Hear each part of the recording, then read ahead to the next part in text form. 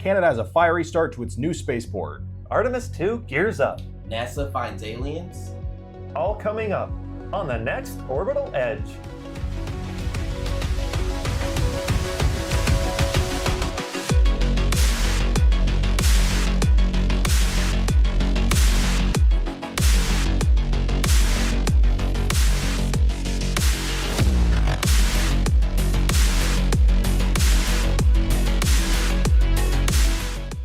Hello, and welcome to Orbital Edge, episode 2.5. This is a show for new space fans. I am your host, Chad, and right next to me is our co-host, Jacob. And in the back, we have our director, Jam. As you know what we do on the show, recent launches. Our first launch is going to be from the Atlas V. Jam, why don't you throw up the footage?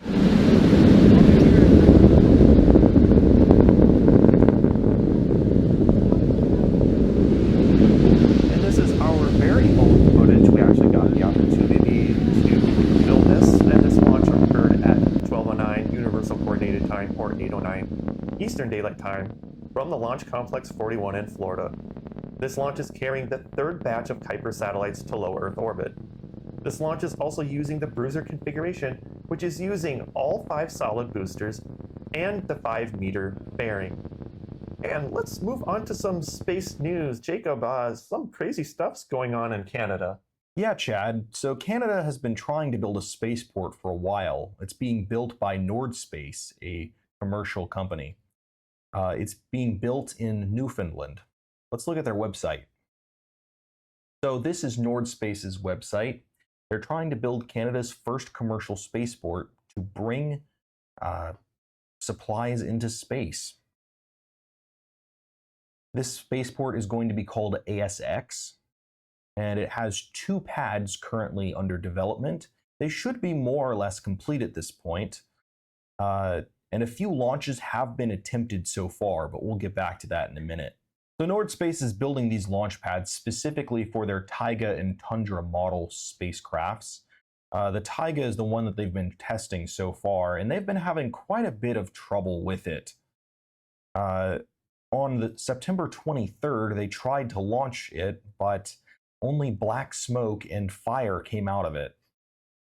So not a great start so far, but any day now, hopefully we'll see that rocket launch from the new ASX spaceport. And this spaceport is very useful. It's about 6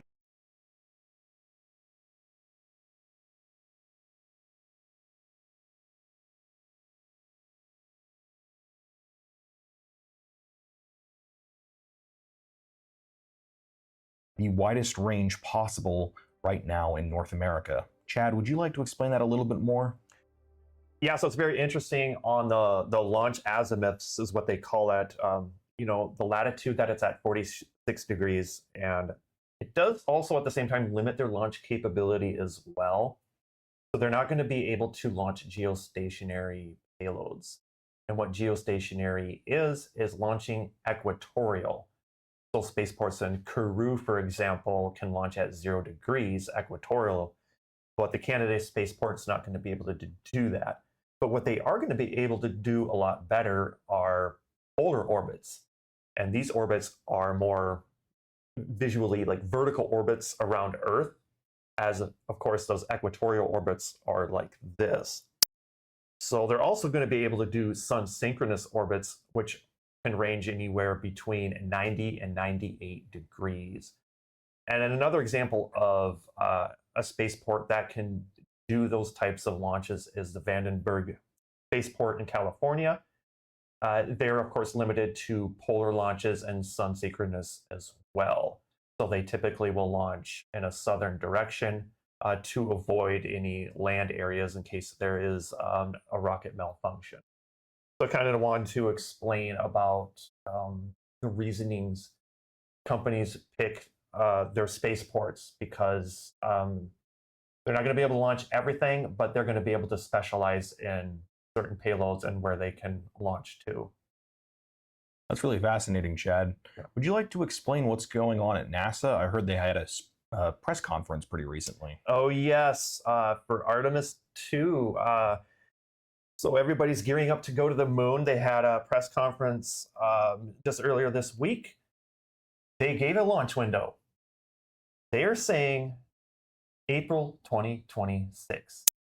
But there is a big but there. They're actually saying an earlier window of February 5th if everything goes perfectly.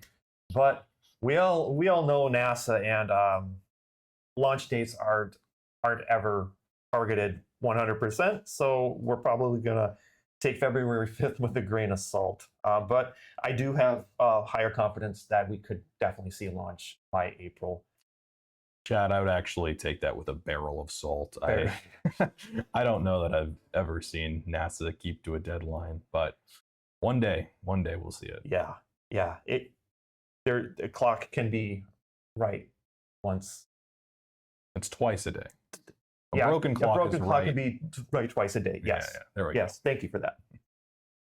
So more on this. So we want to get to know the astronauts that are going to go on this awesome moon mission, which is going to be parallel to the Apollo 8 mission, which took 3 astronauts around the moon, but they didn't land. And that'll be the same case for this Artemis II launch.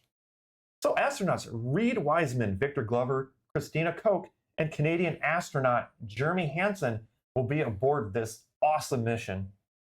And the spacecraft that they'll be in is the Orion, and they've got a name for it now. It's going to be called the Integrity. Super cool name. And of course, this is going to launch on top of the Space Launch System. This rocket, of course, is costing NASA billions. So we do expect the coolest, most glorious launch that we'll ever have seen for billions of dollars. Now, kind of want to go through the mission profile of Artemis II. So they're going to get as close to about 500 miles of the moon's surface. And this is subject to change depending on where in the launch window they actually launch. So there'll be a difference between February, if they launch in February, but if they launch in April, that distance could change. Some more on the trajectory. It's going to go into what's called a figure 8. So they'll do one flyby of the moon and then come back to Earth for a splashdown set off of the coast of San Diego. And then last, we kind of expect a rollout of the Space Launch System stack to be as early as October. So be really excited to see that rocket roll out of that vehicle assembly building here in the next month. So speaking of rollouts, NASA claims to have found evidence of life on Mars. Yeah, Chad, this is probably the biggest news to come out of the space world in a long time. NASA believes they found evidence pointing toward the possibility of life on Mars a very, very long time ago. Keyword possibility with an asterisk. Yeah, there's a lot of asterisks in this story. So what's going on is the Perseverance rover found a rock that looks like, when zoomed in on very closely, that it has microbial waste in it. In other words, bacteria poop. I'm not kidding. This is what NASA's saying. Supposedly, this rock came from the bottom of a crater, which was once filled with water millions of years ago. And when the water dried up on Mars, this rock was left behind and it solidified, fossilizing bacteria poop. But NASA can't know for sure if that's what it actually is until they bring it home here to Earth to be tested in a laboratory. So, yeah, is that the first thing we need to find on Mars is poop? But it is what it is. So that's actually super interesting. I have to say. Yeah. Like poop. What made them like? Is that how? So that feces is how they know there was life on Mars.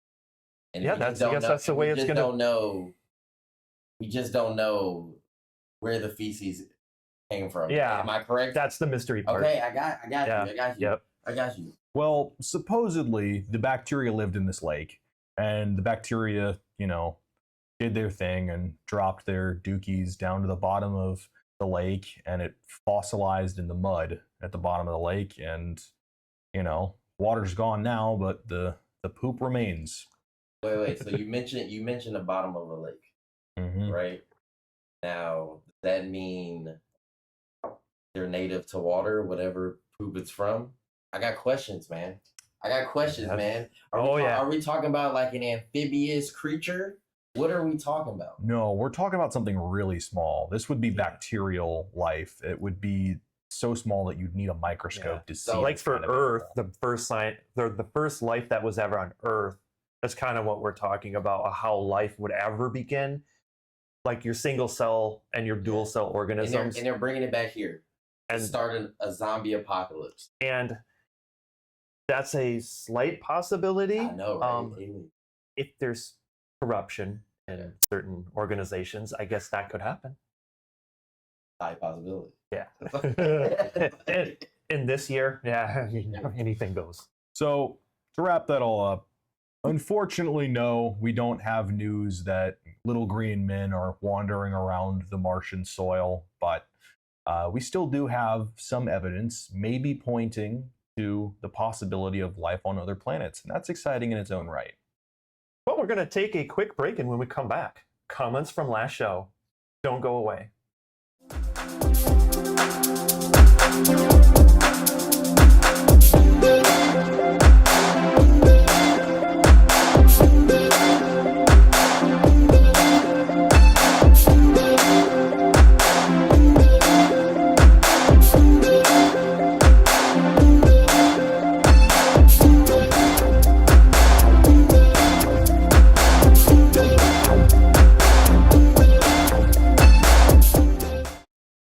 Welcome back.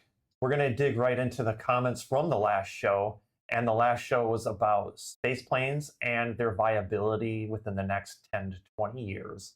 And our first comment comes from Shoo from YouTube.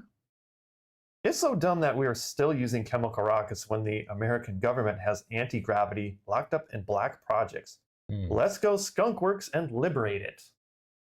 Well, thanks for the comment, I guess. I guess the only thing I can connect with that is maybe something out of Area 51, where they might be doing anti-gravity testing from crashed UFOs. That's all I can gather from this comment right here. So I don't know if Jacob, you have any thoughts on that yourself, or if you want to just move on to the next comment. I would love for anti-gravity technology to be real. I've seen no evidence of it yet, but some of the UFO videos are definitely getting more convincing. So who knows? Maybe someday we'll find out. Yeah, and I can feel it. I think the government's going to disclose something here soon, because people have been riling up about like the Atlas 3I visitation. People are rumoring that shining lights and doing weird things, and it's artificial, and it has these straight objects coming out, and I don't know what to believe. But and then there's another big group of people saying, oh, something big's happening, they're coming around the sun, and the government's going to disclose something. So I don't know. I'm in the camp that just sits on the fence on that. So yeah. Do you want to go ahead and take this next comment here? I will. This next comment is also from our YouTube video. It is from Patrick B2862. He says, space planes seem the most practical and safe for landing humans back on Earth. We could use some decent legs on Starship and super heavy boosters as well to make them true space exploration vehicles. I like your channel. It's nerdy and old school. What do you think about that, Chad? Well, thanks, Patrick, for checking our show out. Yeah, I agree with you. We definitely need better landing legs for Starship to be able to be used in all sorts of planetary environments. Make them as wide and as strong as possible. From what I've been seeing, they're a little bit too narrow, and that could cause tip overs if the landing doesn't go perfectly, or if it's at a slight angle.